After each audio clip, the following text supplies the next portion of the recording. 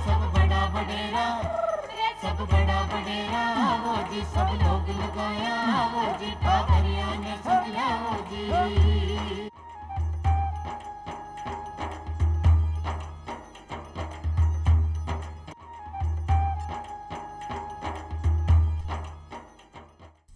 चौपाल का सगला दर्शक है राम राम सा दर्शकों। अगर मनुष्य चाहे तो आपकी दृढ़ इच्छा शक्ति से और आत्मविश्वास से आपका हर सपना ने साकार कर सके है। जीवन में बाधा तो आती ही रहे, कई प्रकार की बाधा आवे, कदे कदे शारीरिक बाधा भी आ जावे, लेकिन आपकी इच्छा शक्ति और मतलब आत्म जो बल है वी के द्वारा आप हर चीज़ ने पा सका। और अगर कोई आपने थोड़ी सी प्रेरणा दे दे और थोड़ा सा प्रोत्साहन दे दे तो निश्चित रूप से आप सफलता प्राप्त कर सका। आज आप जी विषय पे चर्चा कराला, वो विषय है दिव्यांगजन और वहाँ का अधिकार, और यहाँ के बारे में आपने आज बतावा ने स्टूडियो में पधारिया है संदीप कुमार जी। आपको बहुत बहुत स्वागत है। आप उप निदेशक हैं राजस्थान सरकार के मायने न्याय अधिकारिता विभाग में। तो डॉक्टर साहब, आप सबसे पहले माने संदीप जी ये बताएं कि जो दिव्यांगजन है यहाँ का जो कानूनी अधिकार है वह कहाँ है? मैं अधिकारों की बात करते हैं, मैं बताना चाहूँगा जितने भी अधिनियम बने हैं उनमें इनके अधिकारों की बात की गई है। सबसे पहले जो अधिनियम है निशक्त व्यक्ति अधिनियम 1995 भारत सरकार द्वारा लागू किया गया। इस अधिनियम के तहत 7 प्रकार की निशक्तताएँ इसमें शामिल की गई और बेसिकली इस अधिनियम में जो प्रावधान थे 3% सरकारी सेवाओं में आरक्षण, भेदभाव रहित वातावरण, इस प्रकार के प्रावधान इसमें किए गए। 1999 में भारत सरकार द्वारा इस पर विचार किया गया कि अधिनियम के तहत जो मानसिक रूप से जो दिव्यांगता हैं उनको और शामिल किया जाए। इसके तहत नेशनल ट्रस्ट एक्ट है जो 1999 में आया, जिसमें 4 प्रकार की जो बौद्धिक दिव्यांगता है इसमें शामिल किया गया। 2016 में दिव्यांगजन अधिकार अधिनियम, पूर्व के जो 2 अधिनियम थे उनमें से काफ़ी चीज़ों को शामिल करते विस्तृत रूप से इसको जारी किया गया। इस अधिनियम में जो अधिकारों की हम बात करते हैं तो मेन इसमें 21 प्रकार की दिव्यांगताएं शामिल की गई। सरकारी सेवाओं में 4% आरक्षण दिया गया, सुगम्य वातावरण इनके लिए किया गया, शिक्षा, रोजगार, पुनर्वास इत्यादि सेवाओं में इनका जो है इक्वल अपॉर्चुनिटी मतलब समान अवसर ये ले सकें, ऐसे प्रावधान अधिनियम के अंतर्गत किए गए। अच्छा, जो मान लीजिए कोई है जैसे मैं ही हूँ, तो मैंने क्या पता लगे कि भाई ये कानूनी अधिकार हमारे पे लागू हुए, वो कहता है माँ दर्शका ने बताओ।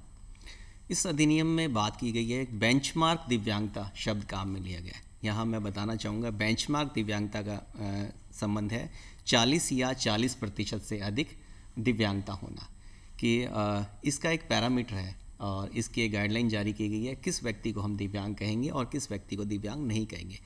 सरकार द्वारा इस गाइडलाइन के अकॉर्डिंग विषय विशेषज्ञ चिकित्सकों के द्वारा एक सर्टिफिकेट जारी किया जाता है। उस सर्टिफिकेट के आधार पर ये निर्धारित होता है कि वह व्यक्ति दिव्यांग है और किस प्रकार की दिव्यांगता से ये प्रभावित है। अच्छा, कोई सूची या जब सरकार जारी कर रखी है कि जी में आप देख सका कि भाई की प्रकार का लोगों के इनमें सूची में नाम आवे?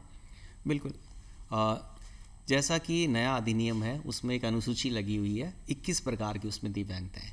ये अनुसूची राज्य सरकार की जो वेबसाइट है www.dsap.rajasthan.gov.in पर देखी जा सकती है। इसके साथ साथ भारत सरकार का दिव्यांगजन सशक्तिकरण विभाग है, उनकी वेबसाइट डिसेबिलिटी अफेयर्स पे भी इस सूची को देखा जा सकता है।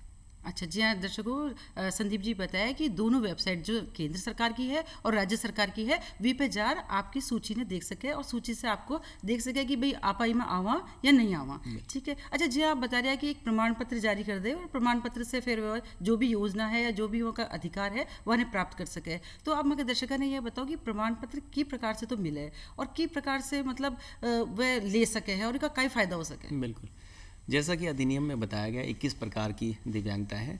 अगर कोई व्यक्ति जिसे ये लगता है वो 21 प्रकार की दिव्यांगताओं में से किसी एक या एक से अधिक दिव्यांगता से प्रभावित है, तो इसके लिए आधार कार्ड के बेसिस पे और इसके साथ साथ जैसे राजस्थान में जन आधार कार्ड है, इसके साथ वो संबंधित ई मित्र पर जो भी उनके आसपास का ई मित्र है वहाँ जाकर निःशुल्क आवेदन कर सकता है।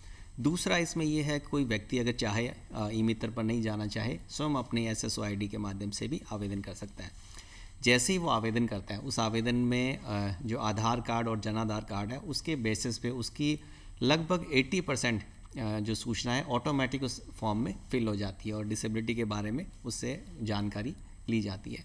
उसकी एप्लीकेशन जो शहरी क्षेत्र में तो जो पीएमओ है चिकित्सा अधिकारी उनके पास, और ग्रामीण क्षेत्र में बात करें तो ब्लॉक सीएमएचओ है उनके पास ये एप्लीकेशन जाती है।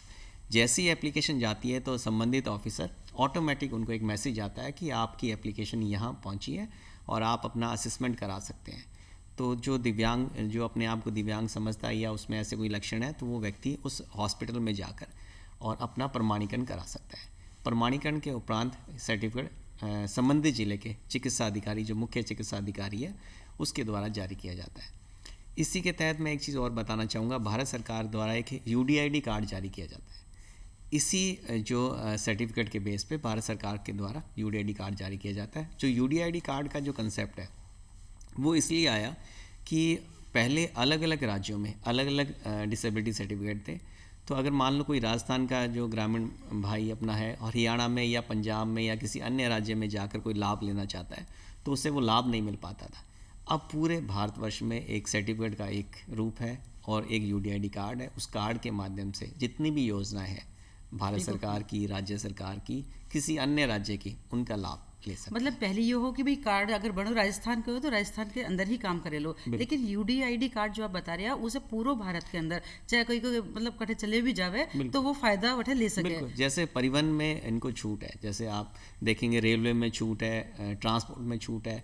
तो जैसे ये राजस्थान से किया अन्य स्टेट में रेल के द्वारा यात्रा करते हैं तो उस कार्ड के माध्यम से उनको अदर स्टेट में भी वही सुविधाएं मिलेगी जो उनको मिलनी चाहिए। अच्छा, एक साथ आप एक फ़ायदा तो बताया, और भी कई फ़ायदा होता होला भी प्रमाण पत्र जारी एक बार होगो तो और कई तरह का भी फ़ायदा ले सके प्रमाण पत्र से वे? बिल्कुल, इसमें इस प्रमाण पत्र को एक पहचान का एक दस्तावेज के रूप में माना गया है।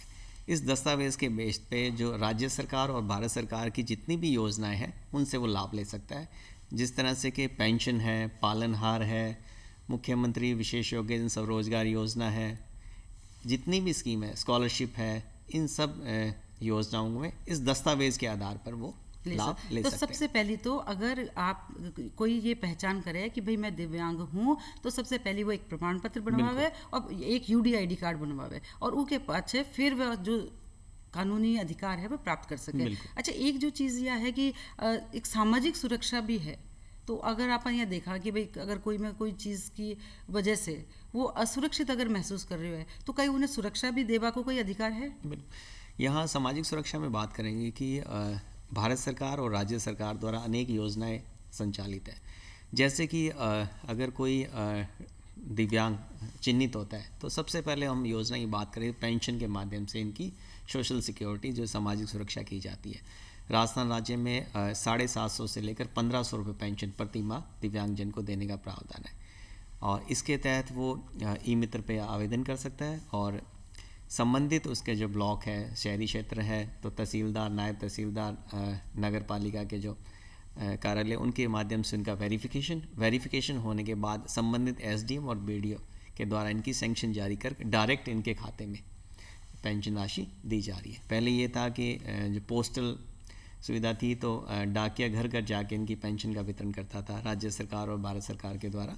अभी पेंशन में क्या डायरेक्ट इनका जो बेनिफिट है इनके बैंक अकाउंट में सीधा ही ट्रांसफर पर माह। बहुत अच्छी बात है कि महीना के महीना आपके अकाउंट में पैसा आ जाए। बिल्कुल, और ये 750 से 1500 रुपये तक पेंशन उनकी आयु और दिव्यांगता के आधार पर इनको दी जा रही है। अच्छा, ये तो पेंशन की बात होगी। कई बार ये होता है जो एक मतलब आप शुरू में देखा शिक्षा सबसे ज़रूरी है और मौलिक अधिकार है। कोई दिव्यांग है, बच्चों है तो उनकी शिक्षा के ताई काई मतलब प्रावधान है।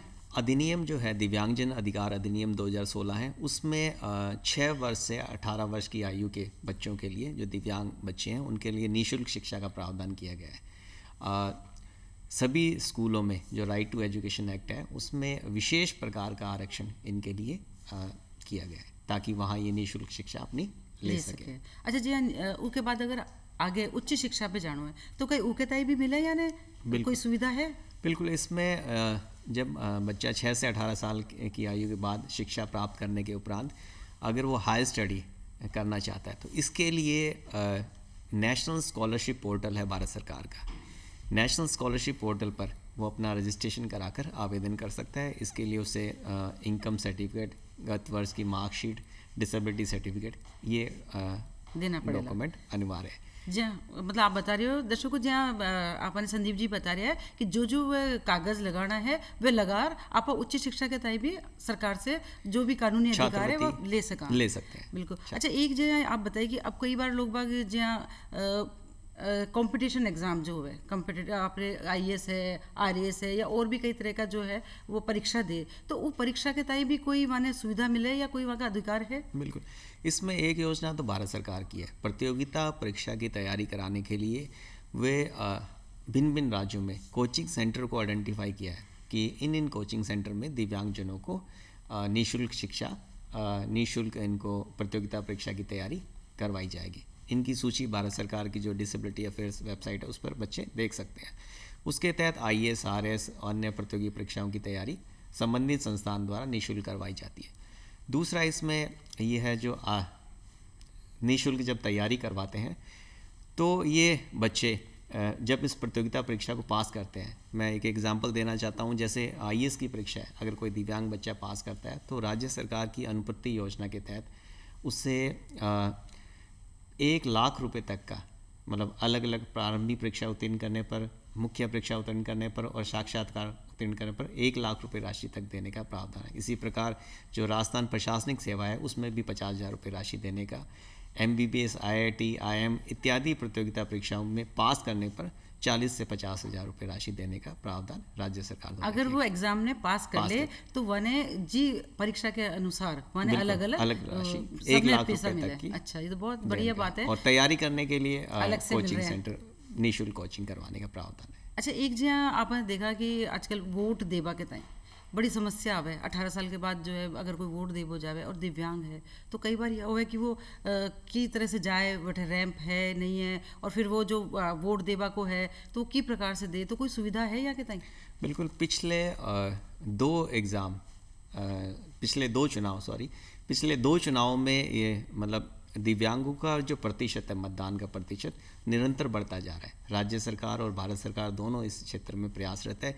इसके लिए जो मेन जो सुविधाएं जो की गई है, एक तो ये कि जिस दिन वोट होगा तो उस दिन दिव्यांगजनों को निःशुल्क परिवहन के साधन उपलब्ध कराकर उनको वोटिंग बूथ तक लेके आना। दूसरा, वहाँ वोटिंग बूथ पर व्हीलचेयर की व्यवस्था करना।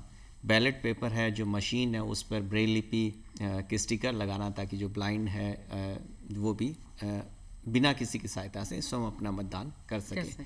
दूसरा क्या है, इसमें व्हीलचेयर यूज़र के लिए व्हीलचेयर की व्यवस्था की गई है। साथ ही साथ किसी न किसी दिव्यांग व्यक्ति की मदद करने किसी न किसी व्यक्ति को वहाँ लगाया गया है ताकि वो उनकी सहायता कर सके और उनके मतदान के प्रतिशत को बढ़ाया जा सके। बिल्कुल, क्योंकि जो वोट देवा को अधिकार है वो भी बहुत एक मतलब ज़रूरी और अच्छे, मतलब आपको वोट दे सके, ये बहुत ज़रूरी बात है। और आप बता रहे हो जिस तरह से सुविधा कर दी तो कोई दिक्कत ही कौन है और वो आपको वोट कर सके। अच्छा, एक चलो जो आपने नौकरी है, क्योंकि आप उच्च शिक्षा भी हो गई, अब उच्च शिक्षा भी ले ली और नहीं भी ली या कोई कारण से कम शिक्षा भी ली, पर नौकरी तो सभी चाहे। बिल्कुल, तो वो के ताई काई मतलब नौकरी में यानी कहीं अधिकार है कानूनी या यो एक्ट का ही बतावे? बिल्कुल, जो दिव्यांगजन अधिकार अधिनियम 2016 है उसकी धारा 34 में विशेष प्रावधान किया गया है। इनके लिए सरकारी सेवाओं में 4% आरक्षण किया गया है और इस 4% आरक्षण में दिव्यांगताओं की एक सूची दी गई है कि इन दिव्यांग जो है उनको आरक्षण का लाभ मिलेगा।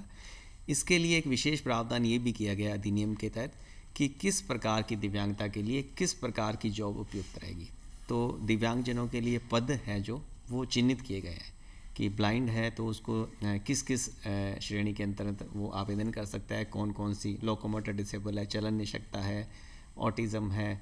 तो दिव्यांगता के आधार पर उनके लिए भारत सरकार द्वारा पद चिन्हित किए गए ताकि वो आसानी से उस पर काम कर सके और अपना अच्छा योगदान बिल्कुल आपके बिल्कुल योग्यता को इस्तेमाल कर सके। मतलब योग्यता तो है लेकिन कोई कारण से अगर जीवन में बाधा आ रही है तो उन्हें दूर कर और आपको नौकरी में आगे से आगे। अच्छा, अगर मान लीजिए आप बता रहे हैं कि नौकरी लग गई लेकिन प्रमोशन है या और कोई जो आप बताओ, या कई बार दिव्यांगता बाद में आ जाए, नौकरी पहले लग गई लेकिन कई कारण से कोई दिव्यांगता बाद में आ जाए तो उन्हें भी कोई अधिकार मिले? बिल्कुल, इसमें अधिनियम है जो अधिनियम ये बात करता है कि दिव्यांगजनों को पदोन्नति में आरक्षण देने के लिए राज्य सरकार कार्रवाई करेगी।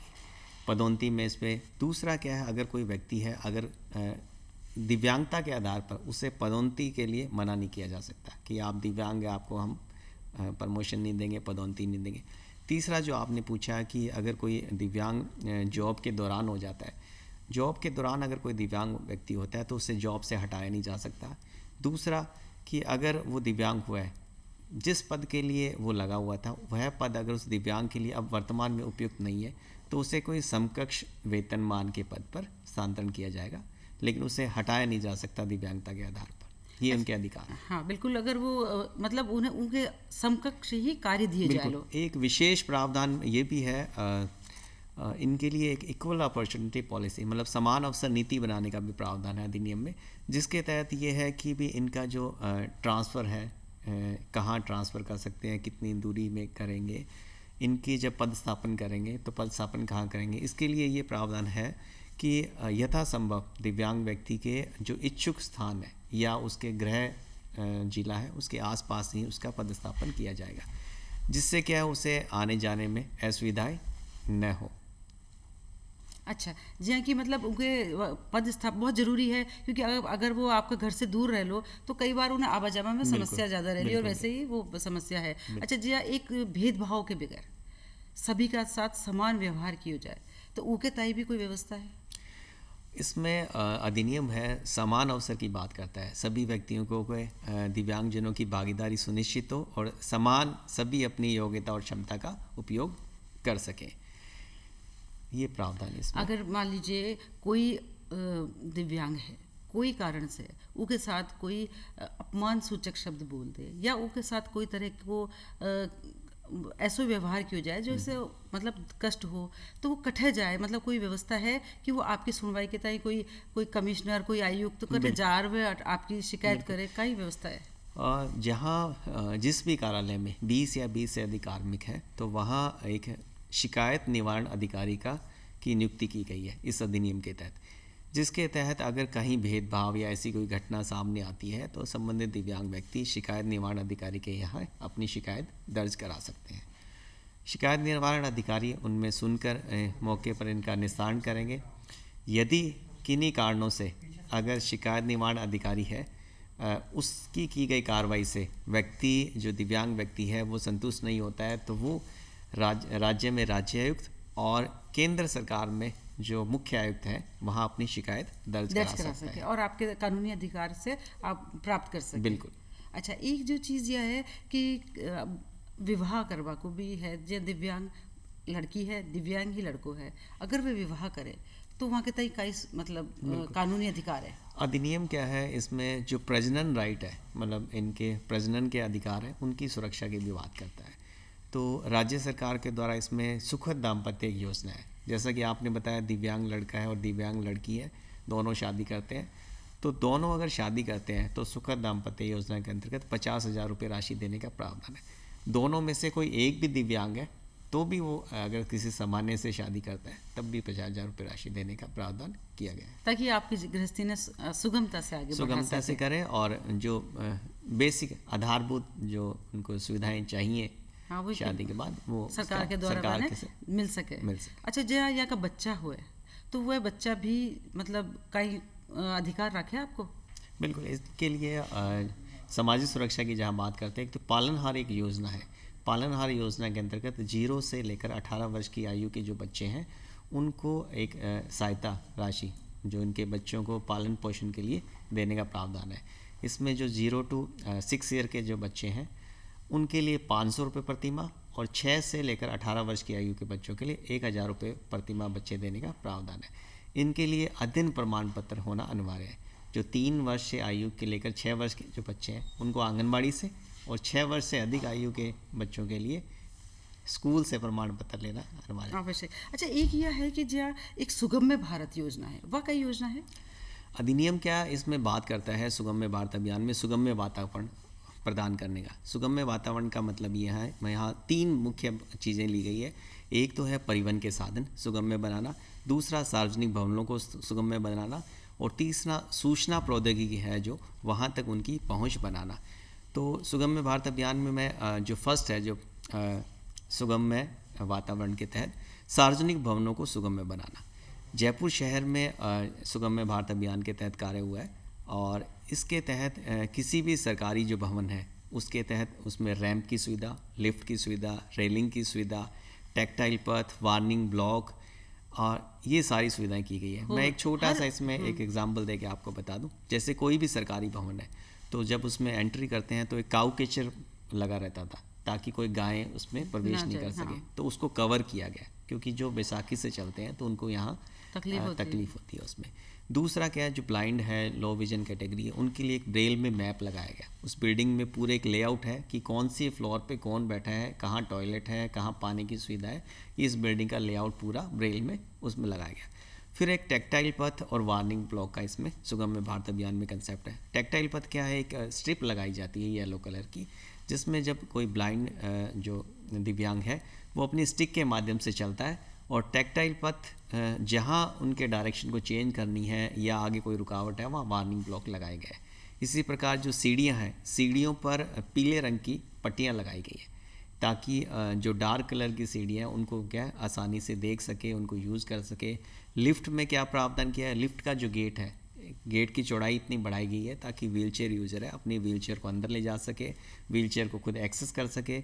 लिफ्ट के अंतर्गत जो सामने जो दीवार है उस पर शीशे का प्रावधान दिया, एक मिरर लगाया गया ताकि जब वो अपना अंदर प्रवेश ले तो शीशे के माध्यम से देख सके अपनी पोजीशन कहाँ उसे स्टैंड करनी है। जो लिफ्ट में जो पैनल है, पैनल में जो बटन है, बटन में ब्रेल स्टिकर का प्रयोग किया गया है ताकि दिव्यांग है जो first floor, second floor, third floor पे जहाँ जाना चाहता है तो ब्रेल स्टिकर में यूज़ करके वो उसको काम में ले सके। साथ ही साथ इसमें श्रवण यंत्र भी लगाएंगे, तो साउंड सिस्टम से क्या है ब्लाइंड व्यक्ति ये समझ सकता है कि लिफ्ट कौन से फ्लोर पे आ चुकी है। टॉयलेट है, इसी प्रकार से टॉयलेट ऐसे बनाए गए ताकि व्हीलचेयर यूज़र अपनी व्हीलचेयर को टॉयलेट में ले जा सके, खुद एक्सेस कर सके। जो नल है, नल भी इस तरह के लगाए गए हैं, जो टी पॉइंट वाले नल लगाए गए ताकि उनको घुमाने के लिए मतलब कई उंगलियों का या कोई प्रकार किसी की प्रकार कष्ट से ना हो, ये सुविधाएं उनमें होनी दी चाहिए। गई। अच्छा, एक जगह तेजाब है, उनको भी कई बार कई का हमला से तेजाब का अटैक जिन्हें बोले है, उसे क्या वो दिव्यांगता में उनकी भी श्रेणी में है? वह भी बिल्कुल। नए अधिनियम में जैसा कि मैंने आपको बताया किस प्रकार की दिव्यांगताएं शामिल की गई है, जिसमें तेजाब हमले से पीड़ित को भी इसमें शामिल किया गया है। तो इसमें जो मेन जो बेंचमार्क डिसेबिलिटी एक वर्ड जो काम में लिया गया है, तो 40 या 40% से अधिक अगर तेजाब से उनका शरीर, उनका चेहरा प्रभावित होता है और डॉक्टर के द्वारा उनको एक सर्टिफिकेट जारी किया जाता है तो वो दिव्यांगता की अच्छा, श्रेणी एक में। भूमि आवंटन के मायने एक्ट के मायने कोई प्रावधान है कि यानी कोई भूमि अगर या कोई आवंटन की जाए तो उसके तय कोई बिल्कुल। अधिनियम और काहे के भाई 1995 का जो अधिनियम था, उसी अधिनियम में इनमें रियायती दरों पर प्राथमिकता से भूमि आवंटन का प्रावधान था। तो उस अधिनियम के तहत 3% जो प्लॉट आवंटन में है, कियोस्क आवंटन में है, इनको प्रावधान किया गया था। नए अधिनियम में इसको 3% से बढ़ाकर 5% किया गया है। तो भूमि आवंटन की जितनी भी योजनाएं हैं उनमें 5% जो है आरक्षण दिव्यांग भाई बहनों के लिए रहेगा। जी हाँ, कि अगर कोई भी चीज़ ने अगर ये मतलब आपको मतलब सरकारी योजना के तहत अगर ये चाहे तो भूमि आवंटन के मायने यानी 5% आरक्षण मिलेगा, आरक्षण मिल सके सरकार के द्वारा। अच्छा, एक यह है कि जो कि कई बार ये हुआ है कि कानून तो बहुत है और बहुत सारा मतलब जानकारी का भाव में आप उनको फ़ायदा नहीं उठा पावा, कोई अशो कानून भी रह रहे हो है जो आप माँ की महिला ने विशेष रूप से बताओ चाहो? इस योजना में जहाँ सामाजिक सुरक्षा की बात करते हैं तो सामाजिक सुरक्षा के अंतर्गत गरीबी उन्मूलन की जितनी भी योजनाएं हैं उनमें 5% आरक्षण दिव्यांग भाई बहनों को देने का प्रावधान किया गया है।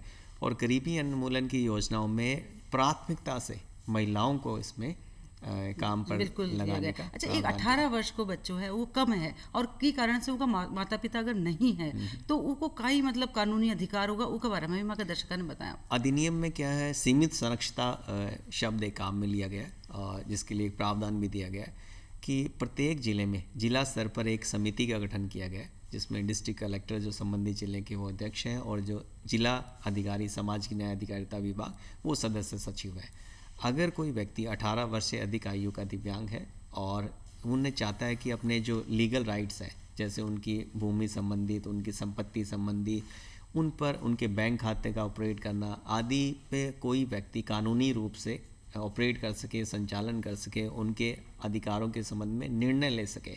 तो इसके लिए जो जिला स्तरीय समिति है, समिति में उनको आवेदन करना होगा। समिति उनके आवेदन पर 90 दिन के अंतर्गत विचार करके प्राथमिकता से, यदि माता पिता में से कोई है तो माता पिता को, नहीं तो कोई भी परिवार का सदस्य जो भी है वहाँ से वह ले सकते हैं। तो इसमें प्राथमिकता दी गई है कि या तो उनके भाई बहन, उनको सीमित सुरक्षितता दी जाए। भाई बहन नहीं है तो रक्त संबंधी कोई हो तो उनको, अगर दोनों ही नहीं हो, परिवार में भाई बहन भी नहीं हो, रक्त संबंधी भी कोई नहीं हो, तो इस दिव्यांगता के क्षेत्र में जो कार्यरत और पंजीकृत जो स्वयंसेवी संस्थान है उनको सभी आके मदद कर सके। तो दर्शकों, आज संदीप जी आपने इतनी अच्छी जानकारी दी और ये बहुत ज़रूरी जानकारी दी। होवे यह है कि आपा ने सरकार बहुत सारी चीज़ें, बहुत अच्छी अच्छी योजना चला रखी है, लेकिन जानकारी का अभाव के माने जो ज़रूरत है वो आपा मतलब प्राप्ति कौन कर पावा। कई बार तो यह हुआ कि चीज़ तो सब उपलब्ध है लेकिन प्राप्ति कौन हो पा रही है ना। तो आज की जो जानकारी है वो आप जो दी है वो भरपूर फायदा आपने उठाना है। तो संदीप जी आप प्रोग्राम में आया, आपको बहुत बहुत धन्यवाद।